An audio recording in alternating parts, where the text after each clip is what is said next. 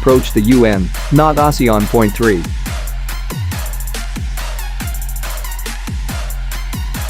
Sabah was gifted by Brunei to the Sultan of Sulu Islands, now in southern Philippines, around 1600. Sulu was a sultanate which joined the Philippines, while its claim over the eastern part of Sabah was wrested.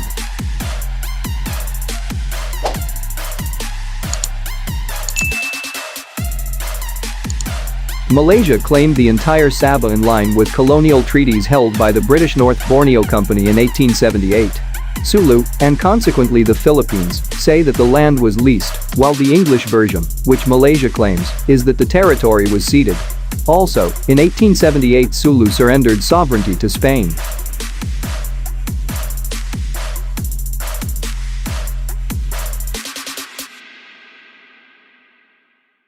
Thus, arose contention between the UK, Spain and Germany in colonial times, but adjustments were made to stay out of each other's way through the Madrid Protocol of 1885.4. Malaysia further claims that a UN commission consulted the people of Sabah while announcing its accession to Malaysia in 1963.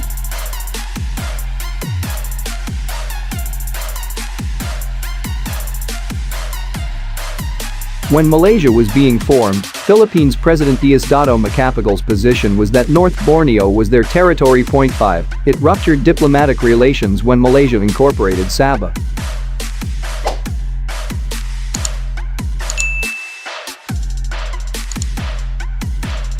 These were quietly resumed with Manila Accord of June 1963 between the two and Indonesia. Point 6. At this time, Philippines accommodated Malaysia by leaving the Sabah issue to a future determination. Point 7. In 1968, President Marcos attempted a military strike through specially trained forces, which was aborted, but not without causing concern.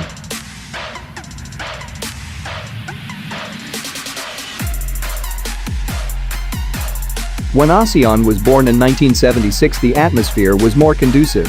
At the ASEAN summit in August 1977, Philippines President Marcos announced that he would try and end this leftover issue, but this was not followed up.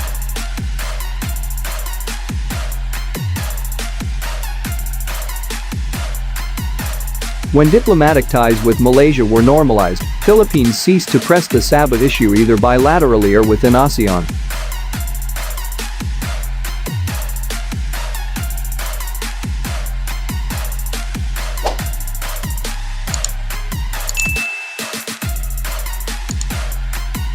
In 2002, the International Court of Justice (ICJ) took up a case between Malaysia and Indonesia on the islands of Ligitan and Sipitan. Philippines sought to be implemented as a claimant to the North Borneo as successor to the state of Sulu, but the ICJ declined their request as it did not see these islands, despite proximity to North Borneo, as linked issues. Point 9. The islands were awarded to Malaysia. The issue has laid there like a sleeping dragon.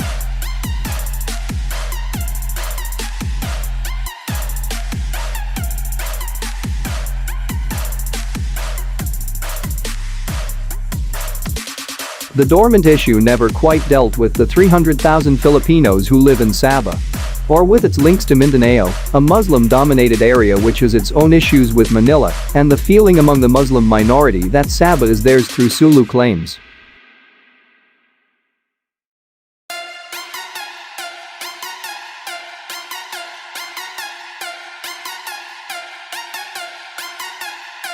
The unsettled nature of this impacts development of trade in the Brunei Indonesia-Malaysia-Philippines East ASEAN Growth Area, a sub-regional grouping in ASEAN that is the counterpart of the Greater Mekong Sub-region. Point 12.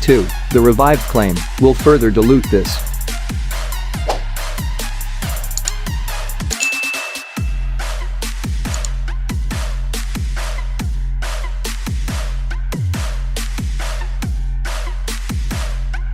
The new move could weaken ASEAN's resolve to deal with China as they negotiate a code of conduct. It evokes alarm bells as several ASEAN countries have overlapping claims among each other in the South China Sea (SCS), which have been dormant and could now be revived.